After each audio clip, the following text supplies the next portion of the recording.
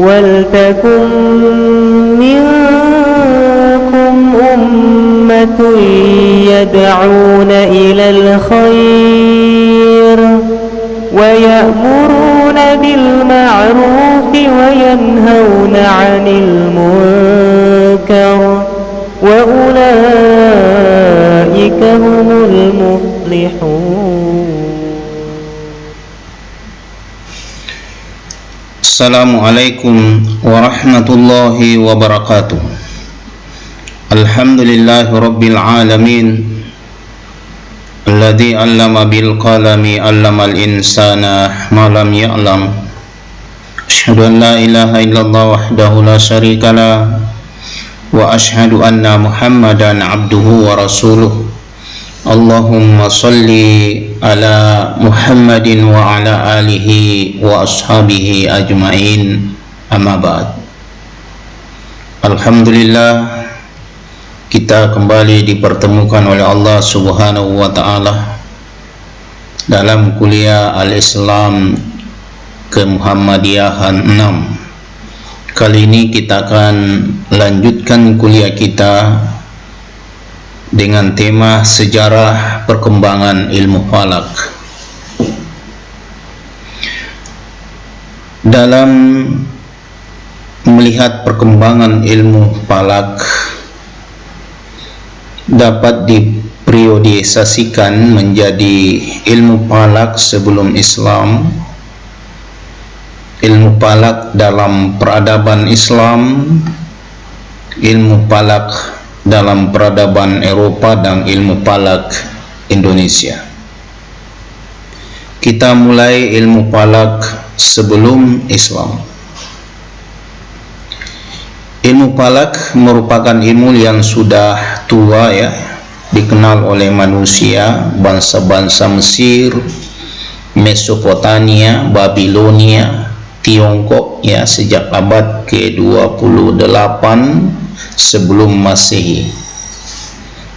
Dunia telah mengenal dan mempelajarinya. Mereka mempelajari ilmu falak pada mulanya bertujuan untuk menghasilkan hitungan waktu yang akan digunakan sebagai alat penyembahan kepada berhala-berhala yang mereka tuhankan. Misalnya di Mesir, berhala-berhala yang mereka tuhankan itu ada yang bernama Osiris, Isis, Anom, dan sebagainya. Di Babilonia dan Mesopotamia ada yang bernama Astaroth dan Bel. Karena mereka yang dituhankan itu banyak jumlahnya, maka mereka memerlukan pembagian waktu. Dan dengan adanya keharusan pembagian waktu itu, mereka lalu mempelajari ilmu falak.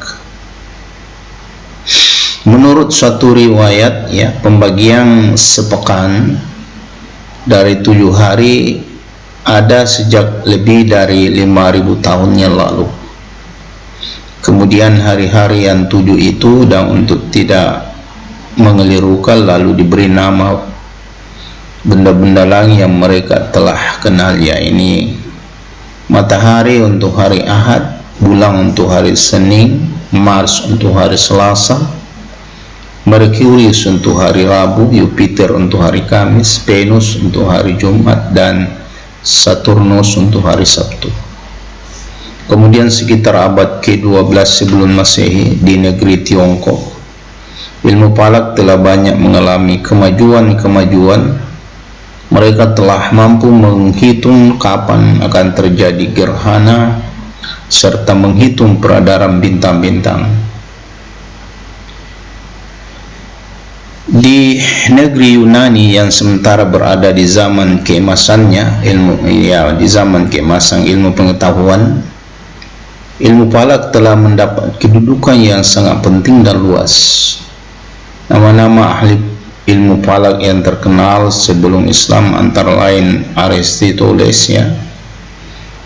Aristoteles berpendapat bahwa pusat jagat raya adalah bumi, sedangkan bumi dalam keadaan tenang, tidak bergerak dan tidak berputar. Semua gerak benda-benda angkasa menyitari bumi. Lintasan masing-masing benda angkasa berbentuk lingkaran, sedangkan peristiwa gerhana misalnya tidak lagi dipandang sebagai adanya raksasa menelang bulan, melainkan merupakan peristiwa alam. Nah, pandangan manusia terhadap jagat raya mulai saat itu mengikuti pandangan Aristoteles, yaitu geosentris, yakni bumi sebagai pusat peredaran benda-benda langit. Kemudian ahli selanjutnya ada bernama Claudius Ptolemeus. Beliau berpendapat bahwa apa yang dikemukakan, bahwa apa yang dikemukakan oleh Aristoteles tentang kosmos, yaitu pandangan geosentris, bumi dikitari oleh bulan, Merkurius, Venus, matahari, Mars, Jupiter, Saturnus. Dan benda langit tersebut jaraknya dari bumi berturut-turut semakin jauh. Nah, lintasan benda-benda langit tersebut berupa lingkaran di dalam bola langit, sementara langit merupakan tempat bintang-bintang sejati, sehingga merekat berada pada dinding-dinding bola langit. Ptolemeus mempunyai buku besar tentang ilmu bintang yang diberi judul Sintasis. Pandangan Ptolemeus yang geosentris itu berlaku sampai abad ke-6 Masehi tanpa ada perubahan. Itu menurut Muhyiddin, ya. Nah, sekarang ilmu falak dalam peradaban Islam. Dalam khasanah intelektual muslim klasik, ilmu falak merupakan salah satu ciri kemajuan peradaban Islam. Namun dalam perjalanannya, ilmu falak hanya mengkaji persoalan-persoalan ibadah seperti arah kiblat, waktu sholat, dan awal bulan Qamariyah pas Islam, ya, ditandai dengan proses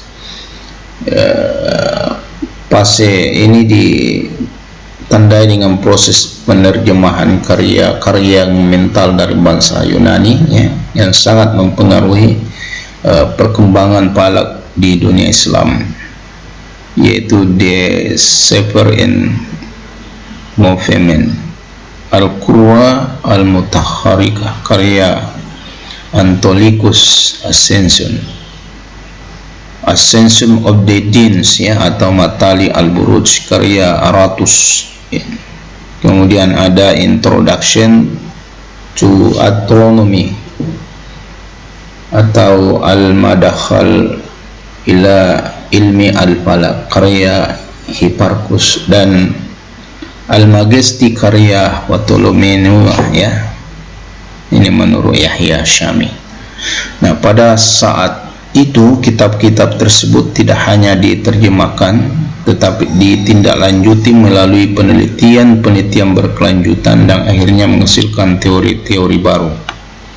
Dari sini kemudian muncul tokoh falak di kalangan umat Islam yang sangat berpengaruh, yaitu Al-Khawarizmi dengan magnum opusnya Kitab Al-Mukhtasar fi Hisab Al-Jabra wal Muqabalah. Buku ini sangat mempengaruhi pemikiran cendekiawan-cendekiawan Eropa dan kemudian diterjemahkan ke dalam bahasa Latin oleh Robert Gister pada tahun 535 Hijriah atau 1140 Masehi dengan judul Liber Algebras Al-Muqarrabah. Dan pada tahun 1247 Hijriah atau 1831 Masehi diterjemahkan ke dalam bahasa Inggris oleh Frederick Rosen. Selain Al-Khawarizmi, tokoh-tokoh dari kalangan Islam yang ikut membangun dan mengembangkan ilmu falak ada namanya Abu Mashar Al-Falaki. Karya-karyanya antara lain Hisabatul Ulum, Hailatul Falak. Kemudian ada Jabir Batani, ya, yang wafat tahun 318 Hijriah. yang telah menetapkan letak bintang. Ia telah menciptakan ada teropong bintang yang ajaib. Ya, kitabnya yang terkenal Kitabu Ma'rifatil Matil Il-Buruj Baina Alba'il Falak. Kemudian ada Abu Raihan Al-Biruni, ya, salah satu karyanya ya adalah Al-Qanun Al-Mas'udi, sebuah ensiklopedia astronomi yang dipersembahkan kepada Sultan Mas'ud Mahmud, ya, yang ditulis pada tahun 421 Hijriah atau tahun 1030 Masehi. Nah, selain ahli dalam ilmu falak, ia juga menguasai berbagai bidang ilmu lain seperti filsafat, matematika, geografi, dan fisika. Menurut Prof. Ahmad Baikuni, Al-Biruni adalah orang yang pertama menolak teori Ptolemeus dan menganggap teori geosentrik tidak masuk akal. Selanjutnya ada yang bernama Al-Farghani, seorang ahli falak yang berasal dari Farghana, Transoksania, sebuah kota yang terletak di tepi sungai Sardari, Uzbekistan di barat. Nah, semua ahli astronomi pada abad pertengahan mengenalnya dengan sebutan Al-Farganus. Nama lengkapnya adalah Abu Al-Abbas Ahmad bin Muhammad bin Katsir Al-Farghani.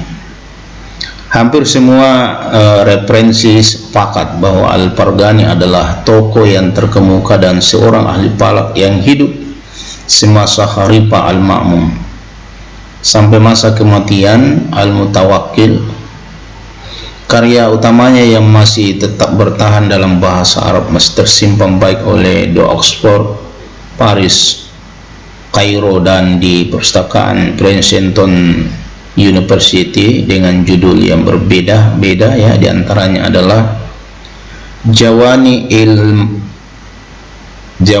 Ilm An-Nujum, Al-Harakat As-Samawiyah, Usul Ilm An-Nujum, Al-Madakhil, ya, Lal Ilmun Hayat Al-Falak, dan kitab Al-Fusul As-Salasin. Semuanya ini telah diterjemahkan ke dalam bahasa Latin Spakol oleh John Hispalensis, ya, dari Sepilai, dan Gerard dari Gremona pada tahun 899 Hijriah atau tahun 1493 Masehi. Selanjutnya ada tokoh yang bernama Nasiruddin Al-Tusi, ya, atau Abu Ja'far Muhammad bin Al-Hasan Nasiruddin At-Tusi. Dalam bidang ini ia merupakan tokoh yang sangat menonjol di antara ilmuwan dan peneliti muslim lainnya. Penelitiannya antara lain mengenal lintasan, ukuran, dan jarak planet Merkurius, ya, terbit dan terbenam, ukuran dan jarak matahari dengan bulan dan bintang-bintang. Di antara karya tulisannya dalam bidang ini adalah Al-Mutawassil Baina Al-Handasa Wal Hayyah, ya, kumpulan karya terjemahan dari Yunani tentang geometri dan astronomi. Kemudian ada Al-Tazkirah fi Ilm Al-Hariyah, sebuah karya hasil penyelidikan dalam bidang astronomi, dan Sudda Al-Hayyah, intisari dari astronomi. Selanjutnya dalam Islam ada namanya Muhammad Turgai Ulugebek, ya. Ia dikenal sebagai ahli falak yang membangun observatorium di Samarkand pada tahun 823 Hijriah atau 1420 Masehi dan menyusun Zid Sultani. Karya-karya monumental tersebut sebagian besar masih bernuansa manuskrip dan kini tersimpan di Mahad Makhlutat Al-Arabi, Kairo, Mesir.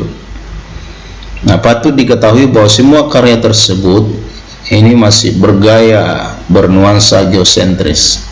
Artinya karya-karya tersebut masih banyak dipengaruhi oleh Ptolemeus yang menempatkan bumi sebagai pusat peredaran planet-planet dan matahari.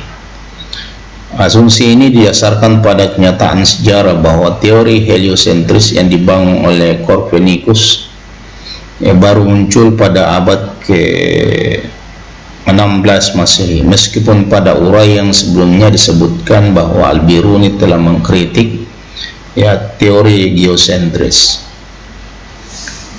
Nah, sekarang kita lihat bagaimana ilmu falak dalam peradaban Eropa. Pada saat negara Islam mencapai masa kejayaannya, bangsa Eropa masih berada dalam ketertinggalan. Sungguh sayang, zaman keemasan Islam tidak berlangsung terlalu lama ketika bangsa Eropa mulai tertarik pada ilmu pengetahuan seperti yang telah dipelajari umat Islam yang telah demikian tinggi, serta pertemuan-pertemuan di berbagai ilmu pengetahuan. Pendapat-pendapat ilmu muslim mulai ditentang oleh aliran muslim kolot. Munculnya tantangan dari kaum muslimin kolot terutama disebabkan oleh perkembangan filsafat yang dianggap oleh mereka telah menjerumus ke arah kemurtadan. Dari sini mereka yang fanatik telah mengambil kesimpulan bersifat menyeluruh bahwa orang-orang yang mendalami pengetahuan umum termasuk ilmu falak, apalagi astrologi, semua telah menyalahi ajaran Islam. Di sisi lain, serangan dari bangsa Eropa mulai dilancarkan kepada negara-negara Islam. Sebagai akibatnya, tidak sedikit perpustakaan yang penuh dengan buku-buku ilmu pengetahuan menjadi puing-puing berserakan, dan isinya pun terbakar.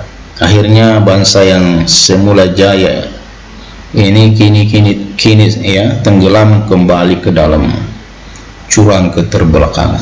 Sementara di bangsa Eropa mulai maju ke arah kebudayaan yang terus meninggi. Mereka mempelajari semua pengetahuan bangsa Arab Muslim yang telah runtuh dari kejayaannya.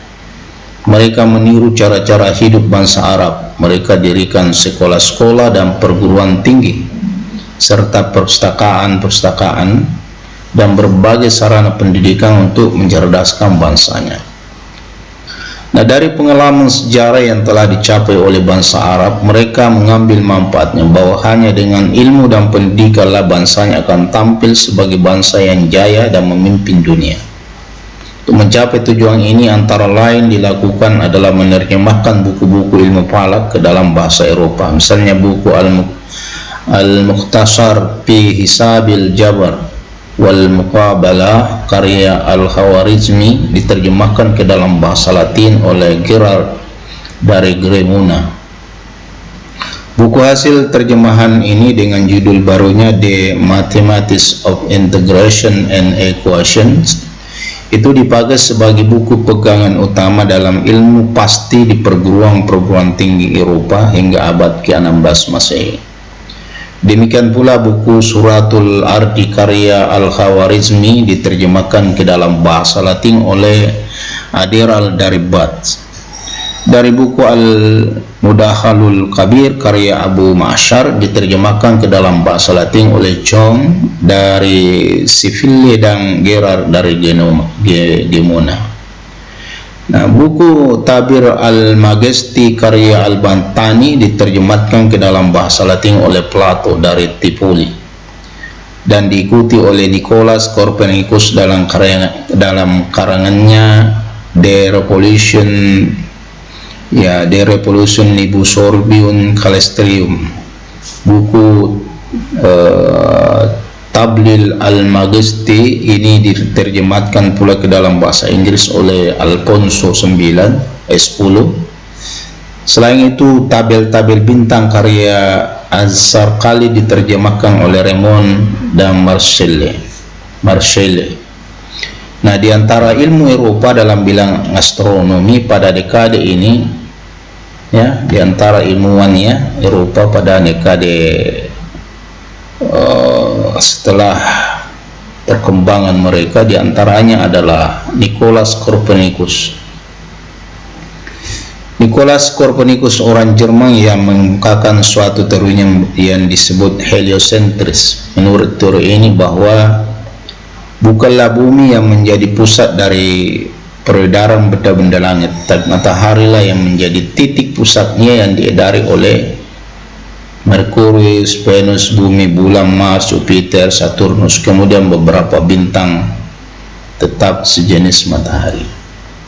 Palak-palak dari benda langit yang mengitari matahari bentuknya lingkaran yang bundar. Nah, teori Copernicus ini telah mengguncangkan dunia pada zamannya sebab suatu penemuan yang sama sekali bertolak belakang dengan teori-teori sebelumnya yang telah diyakini orang sepanjang 14 abad lamanya. Pihak-pihak yang jelas menentang teori ini adalah dari golongan para ahli ilmu pengetahuan, tokoh-tokoh agama Nasrani.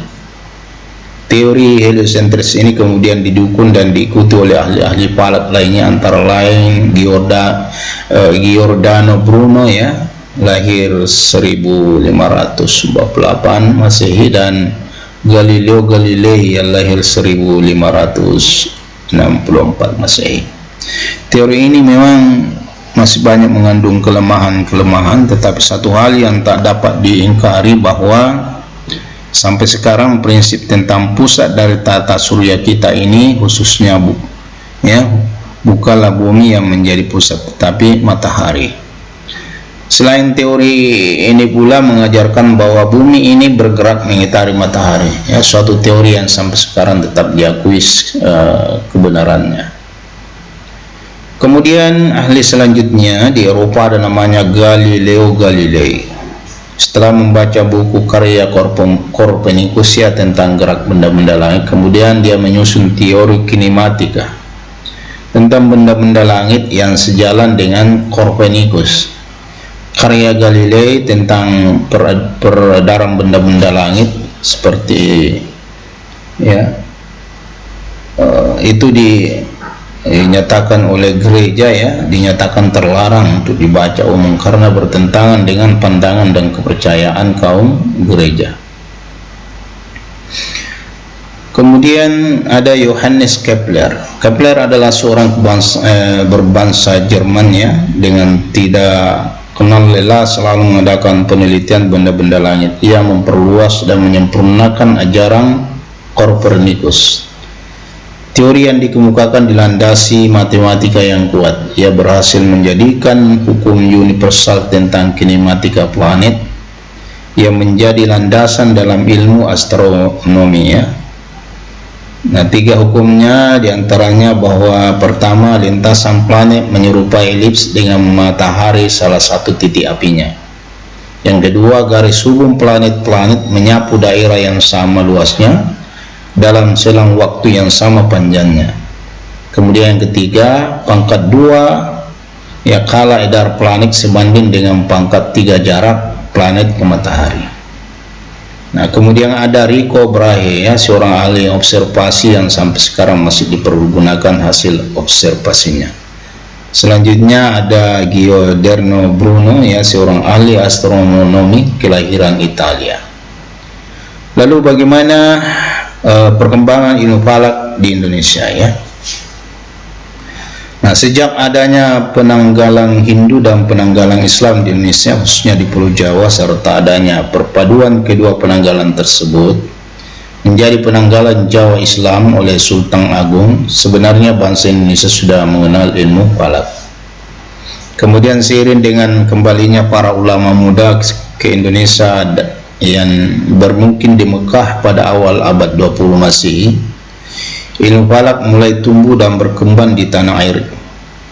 Ya, mereka tidak hanya menjawab mereka tidak hanya membawa catatan-catatan ilmu tentang tafsir, hadis, fikih dan tasawuf, melainkan juga membawa catatan ilmu falak yang mereka dapatkan di Mekah sewaktu mereka belajar di sana, yang kemudian mereka siarkan kepada santrinya di Indonesia. Pada waktu itu, Syekh Abdurrahman bin Ahmad Al-Misri, mertua Habibi Usman, pada tahun 1314 Hijriah atau 1896 Masehi, datang ke Jakarta atau Betawi yang membawa Z, yaitu tabel astronomis. Kemudian Ulugh-Beg ya, dan mengajarkan kepada para ulama muda di Indonesia pada waktu itu. Di antara para ulama Indonesia yang belajar kepadanya misalnya Ahmad Dahlan, kemudian As-Simarani atau At-Tarmasi. Nah, beliau berasal dari Semarang namun kemudian bertempat tinggal di Pacitan, Jawa Tengah, di Terms. Dan anak menantunya sendiri yaitu Habib Usman bin Abdillah bin Aqil bin Yahya yang dikenal dengan julukan Mufti Betawi. Nah, apa yang mereka beroleh dari Syekh Abdurrahman kemudian mereka ajarkan kepada para muridnya masing-masing. Ahmad Dahlan As-Simirani mengajarkannya di daerah Termas, Pacitan dengan menyusun buku ilmu falak yang berjudul Tazkiratul Ikhwan fi Ba'dil Tawarib wal Amalil Falakiyati di Semarang, yang naskahnya selesai ditulis pada tanggal 28 Jumadil Akhir 1321 Hijriah atau 21 September 1903 Masehi. Kitab Tazkiratul Ikhwan ini menurut perhitungan ijtima dan gerhana dengan Mabda' Kota Semarang, di mana bujurnya 110,24 ya derajat, 24 derajat, sedangkan Habib Usman mengajarkan ilmu falak di Jakarta dengan menyusun buku Iqadsun Niyam Bimayata ala Qabu bil Abdillah Wasyam yang dicetak tahun 1321 Hijriah atau 1903 Masehi oleh percetakan Al-Mubarakah Betawi. Buku ini bukan termasuk ilmu falak namun terkait dengan ilmu falak karena ia memuat beberapa permasalahan umum tentang puasa, ruqyah dan hisab. Ilmu falak yang diajarkan adalah perhitungan ijtima dengan Epo Betawi atau Jakarta ya, bujur 106,49 menit ya, 106 derajat 49 menit. Hanya saja beliau tidak menyusun buku ilmu falak. Nah, ilmu falak yang diajarkan oleh Habib Usman kemudian dibukukan oleh salah seorang muridnya yang bernama Muhammad Mansur bin Abdul Hamid Dumairi Al-Batawi dalam kitab yang berjudul Sulamun Nayirain bi Ma'rifati Ijtima'i wal Kusufain, yang pertama kali dicetak tahun 1344 Hijriah atau 1925 Masehi oleh percetakan Borobudur Batavia. Buku Sulamun Nayirain ini oleh penyusun dibagi menjadi 3 risalah. Risalah pertama berjudul Rasatul Ula bi Ma'rif Ijtima'in Nayirain, yakni memuat perhitungan ijtima, ittifa hilal, posisi hilal dan umur hilal. Risalah kedua berjudul Riyasatul Samiyah fi Ma'rifatil Usupi Qamar, yakni memuat perhitungan gerhana bulan, dan yang ketiga berjudul Rasatul Saliyah ya Salisa fi Ma'rifatul ya Kusufis Syams, yaitu memuat perhitungan gerhana matahari. Di daerah Sumatera didapati toko ya ilmu falak antara lain Tahir Jalaluddin dengan buku karyanya Pati Kiraan dan Jamli Jambek dengan buku karyanya Almanak ya Jamiliyah. Dengan demikian ya, mereka ini yang mula-mula mengembangkan ilmu falak atau ilmu hisab di Indonesia. Nah, buku-buku ilmu falak ini pada umumnya menggunakan tabel astronomis, Ulugh-Beg As-Samarkandi serta perhitungannya tidak menggunakan segitiga bola, melainkan dengan cara perhitungan biasa, yakni menambahkan, pengurangan, perkalian dan pembagian. Demikian pula ketika menghitung ketinggian atau irtifa hilal yang digunakan cara yang sederhana pula, yaitu waktu terbenam matahari dikurangi waktu ijrima, kemudian dibagi dua. Memperhatikan hasil perhitungan ittirab hilal yang diperolehnya sering berbeda dengan kenyataan di lapangan.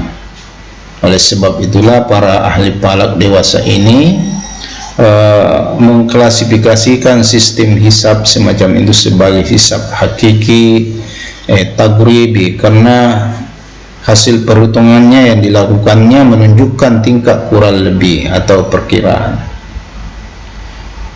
Kemudian ilmu falak pada awal perkembangan baru, dengan adanya buku-buku ilmu falak yang menggunakan kaidah-kaidah segitiga bola, misalnya Taqribul Masud fi Amali Birrubuhi Muji Yabi, karya Syekh Muhammad Mukhtar bin Attari Al-Bagori, seorang ulama yang berasal dari Bogor, Jawa Barat, namun kemudian menetap di Mekah.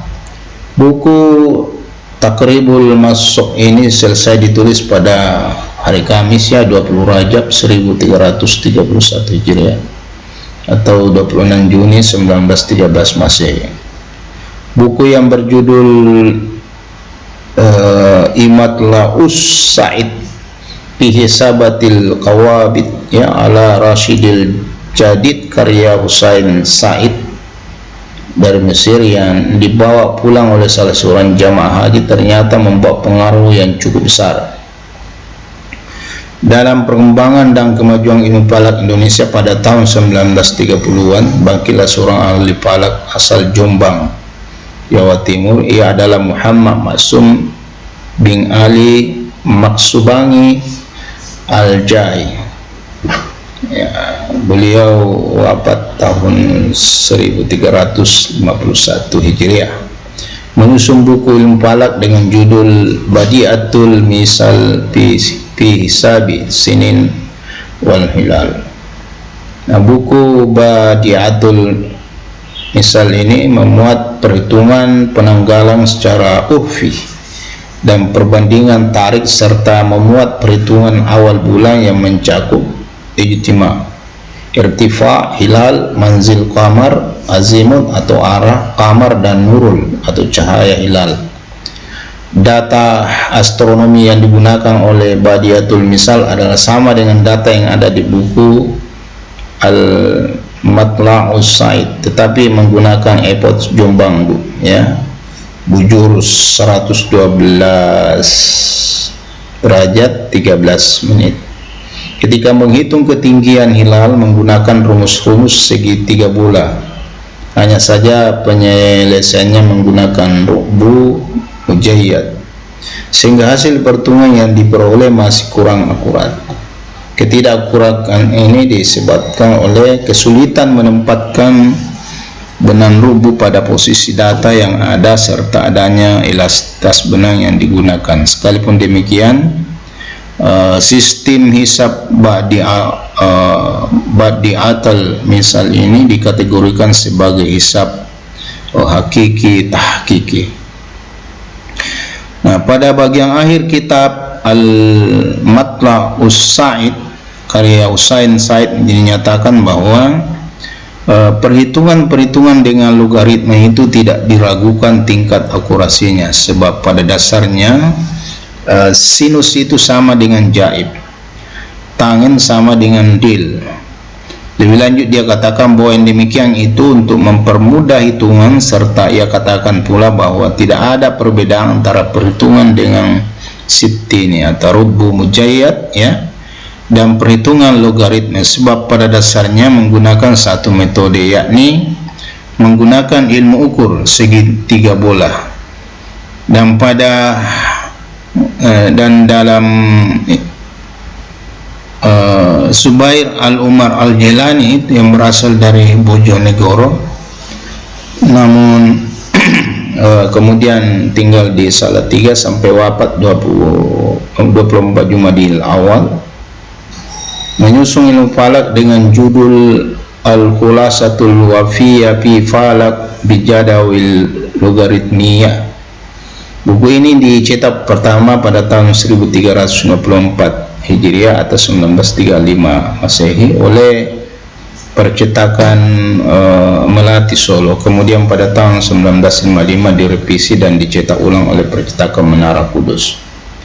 Buku Al-Khulasatul Wafiyah ini cukup lengkap karena memuat perhitungan penanggalan secara urfi, pengetahuan teoritis falakiyah yang meliputi sekilas pendapat para ahli astronomi tempo dulu, bumi dan geraknya, bulan dan geraknya, serta planet-planet serta geraknya masing-masing, perhitungan waktu sholat, perhitungan arah kiblat, perhitungan awal bulan yang meliputi ijtima, istifa hilal, arak hilal, umur hilal, dan nurul hilal, perhitungan gerhana bulan dan gerhana matahari.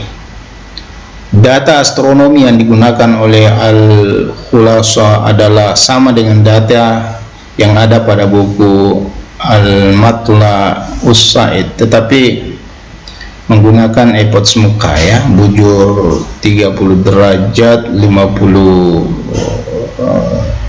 menit. Karena buku ini dikonsep ketika bermukim di Mekah, ketika menghitung ketinggian hilal menggunakan rumus-rumus ilmu ukur segitiga bola dan penyelesaiannya menggunakan daftar logaritma, maka hasil perhitungan diperolehnya cukup akurat meskipun masih perlu disempurnakan. Sekalipun demikian, ya, sistem hisab Al-Khulasa ini dikategorikan sebagai hisab hakiki tahki.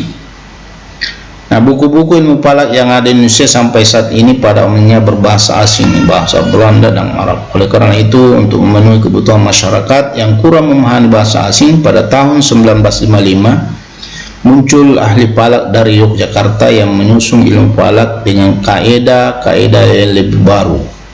Ia adalah Wardan Diponingrat, ya, seorang penghulu keraton Yogyakarta.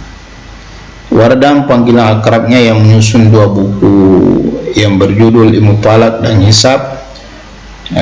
Hisab Ubdi dan Hakiki, yang pertama kali diterbitkan oleh penerbit Al-Mataramiyah Yogyakarta tahun 1957 Masehi.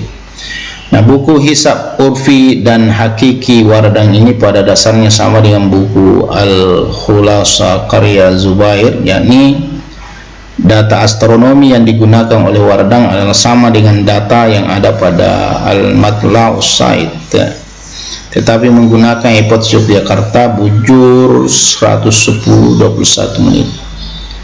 Ketika menghitung ketinggian hilal menggunakan rumus ilmu ukur segitiga bola dan penyelesaiannya menggunakan daftar logaritma, maka hasil perhitungan yang diperoleh cukup akurat meskipun masih ada yang disempurnakan.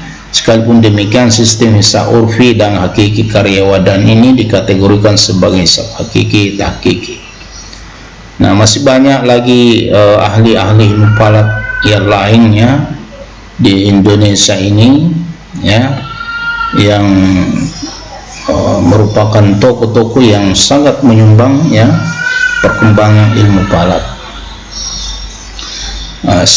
Kemudian ilmu falak pada perkembangan lanjut, ya, setiap kita melihat perkembangan falak di Indonesia pasti menjumpai nama Saduddin, ya, Jambek, Sa'aduddin Jambek atau Datuk Sampono Radio, seorang ahli ilmu falak kelahiran Bukit Tinggi yang kemudian bermukim Jakarta, yang meninggal pada tahun 1397 Hijriah di Jakarta. Karyanya di bidang ilmu falak antara lain waktu dan jadwal yang diterbitkan oleh Tin Tamas, ya, kemudian Almanat Jamiliyah yang diterbitkan Tim Tanas 1953, ada Arah Kiblat yang diterbitkan oleh Tin Tamas 1956, ada Perbandingan Tarik yang diterbitkan oleh Tin Tamas, ya, 1968, pedoman waktu sholat sepanjang masa yang terbitkan oleh bulan bintang 1974. Sholat dan puasa di